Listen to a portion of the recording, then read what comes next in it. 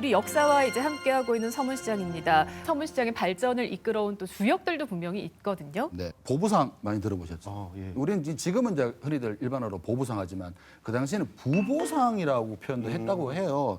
그래서 보찜 장수를 보상, 등짐 장수를 이렇게 부상 이렇게 해서 이렇게 단어 하나 좀 바꾸고 하기도 했는데 재밌는 이야기 하나 해드리면 네. 방꼬개 아시죠? 오, 네. 네. 보부상들이 이게 물건을 메고 이렇게 서문시장으로 와요. 팔로 막 오면은 방고개까지 딱 오면 서문시장이 보이거든요, 거기.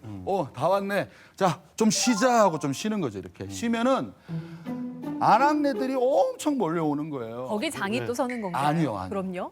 소식을 듣고 싶어서. 아, 친정 소식을 듣고 싶어서. 어머나. 혹시 어디서 오셨어요? 네, 대전에서 왔습니다. 대전에 그 오찬호라는 어르신 계십니까?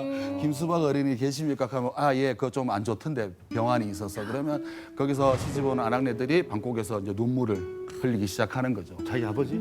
예. 아버지 소식, 그 친정 소식을 좀 궁금해하면서 보부상들이 다 듣고 오니까. 그런데 이제 보부상들도 여기서 쉬었는데 이제 본격적으로 물건을 가져가야 되잖아요. 그런데 여기 물건 중에 생물은 상했는지 안 상했는지를 확인해 봐야 되는 거죠. 그렇죠. 그러니까 열어보면은 야, 이거 서문시장 가서 못 팔겠다 하는 생물이 있잖아요. 그것을 그냥 우리가 먹자.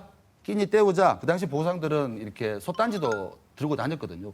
이만한 솥단지는 아니고 요만한 솥단지하고 들고 다녔는데 거기서 밥을 해 먹고 했던데 그 생물들을 익혀서 약간 상했으니까 상하려고 그러니까 익혀서 무쳐서 먹었죠. 그래서 무침에? 바로 무침회가 시작됐던 계기입니다. 이렇게 해서 보부상들은 거기서 끼니를 해결하고 서문시장 가서 물건을 내려놓고 다시 필요한 물건들을 사서 어디로 가느냐? 팔달교로 가는 거죠. 배를 타야 되니까. 그 길이 바로 영남대로라.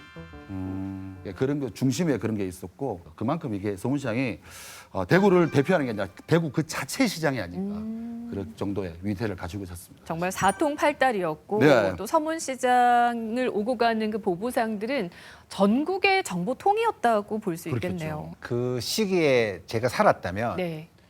만약에 막 이렇게 좀 이렇게 시장이 활성화되지 않을 때는 나의 직업이 99.9% 이제 농사를 지어야 되죠. 그렇죠. 그냥 운명이 모든 사람들의 운명이. 근데 시장이 형성되니까 이제 그러면 돌아다니면서 장사를 해보는 이쪽 지역에 뭘 가지고 저쪽에 팔아보는 시장이 그들에게 자리를 주고 그럼 거기 가보면 그들을 만날 수 있게 되고 네. 그렇게 형성된 것 같아요. 여러 지역을 다니면서 정보를 수집하고 이게 딱 소통하는 역할을 막 하다 보니까 빠른 정보나 고급 정보가 막 모이고 그러다 보니까 이분들 중에서 이제 거상이 막 탄생하기 시작했다고 들었습니다. 알만한 거상은 어떤 분들이 계세요? 서문시장에서 탄생한 거상? 다들 알만한 굉장히 유명하신 분인데요. 국채보상운동의 주창자로 유명한 서상돈 선생님이 서문시장을 중심으로 이제 거상이 된 분이시거든요. 원래 서상돈 선생은 지금의 약점 골목 근처에서 심부름꾼으로 일을 했었다고 합니다. 그런데 이제 청년이 되면서 스스로 자립해서 보부상으로의 길을 가게 된 건데요.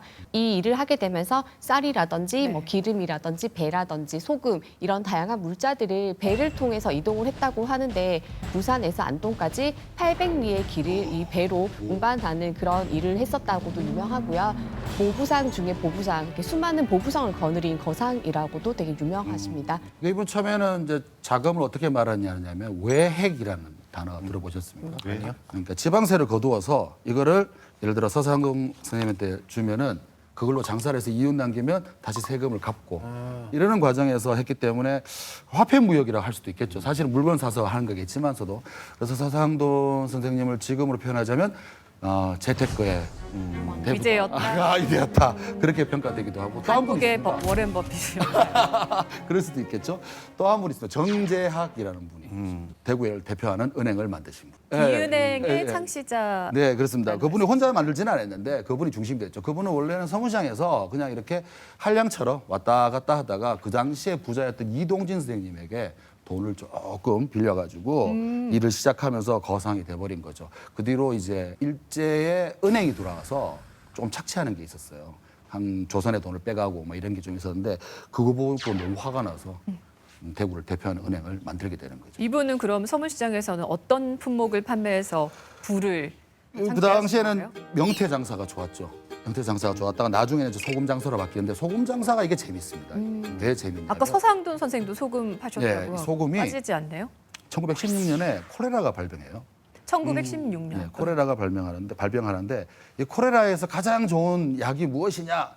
코로나 때 잠시 유행했던 코로나 제일 좋은 음식이 뭐였을까요? 김치란 소문도 있었어요. 그리고 똑같은 것처럼 맞네요. 소금이 코레라 치료제에 좋다. 아, 그 당시에도 소문이 시기가 퍼졌구나. 좋았던 거죠. 이 부자들은 때를 잘 타고 나야 됩니다, 진짜. 그래서 부자가 되기 시작합니다. 아, 대구를 대표하는 또 이렇게 포목이라 해야 될까요? 예. 근데 섬유를 만들었던 김성재 선생님도 있었고, 그리고 정재 학생에게 돈을 빌려줬던 이동진 선생님도 계시고, 이렇게 좀 4명의 거상들이 이렇게 나타나기 시작하는 거죠. 이동진 선생님은 저희 그 모던보이 할 때 기억나지 않으시나요? 우연서류 만드신 이분의 또 할아버지시잖아요. 이동진 선생의 손자 그러면 이씨시네요. 그죠? 이씨, 예. 우리 시민의 품격 시청자분들은 아실 것 같습니다. 이씨, 대구에서 가장 유명한 이씨가 누구일까요? 퀴즈.